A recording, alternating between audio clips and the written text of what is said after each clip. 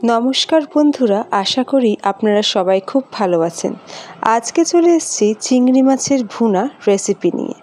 প্রথমে এখানে 6-7 পিস চিংড়ি মাছ নিয়ে নিয়েছি, ভালো করে ধুয়ে পরিষ্কার করে নিয়েছি। তার মধ্যে পরিমাণ মতো হলুদ গুঁড়ো আর স্বাদ মতো নুন দিয়ে ভালো করে মেখে নিতে হবে।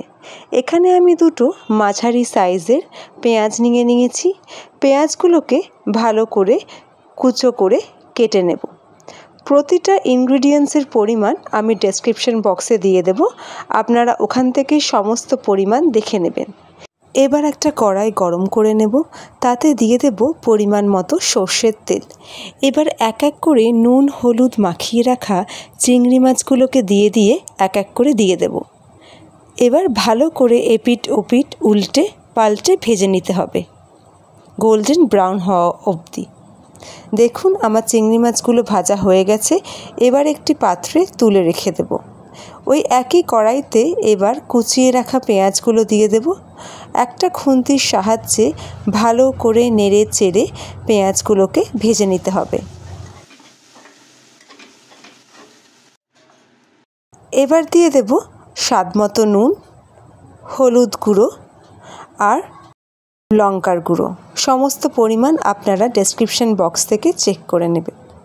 আবারও খুন্তির সাহায্যে ভালো করে মিশিয়ে ভেজে নিতে হবে। এবার দিয়ে দিলাম একটা তেজপাতা, ভালো করে ভেজে এখানে আমি মিশিয়ে নিচ্ছি। এবার দিয়ে দেব দারচিনি, মাঝখানটা আমি দারচিনিটা দিয়ে দিলাম। আবারও সমস্তটাকে ভালো করে ভেজে নিচ্ছি।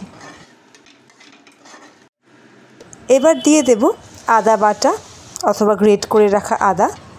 সমস্তটাকে ভালো করে ভেজে মিশিয়ে নিতে হবে।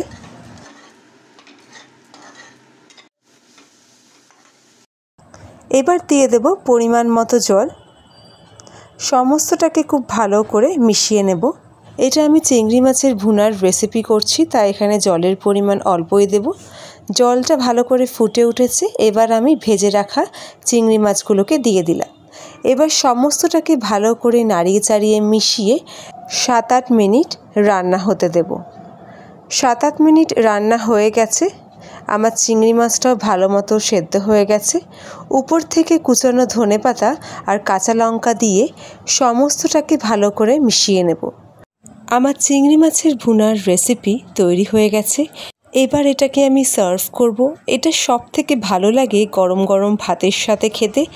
আপনারা এটা পোলাও বা ফ্রাইড রাইসের সাথেও খেতে পারেন। এই রেসিপিটার আপনারা বাড়িতে সবাই অবশ্যই ট্রাই করবেন আর আমাকে কমেন্টে জানাবেন কেমন লাগলো।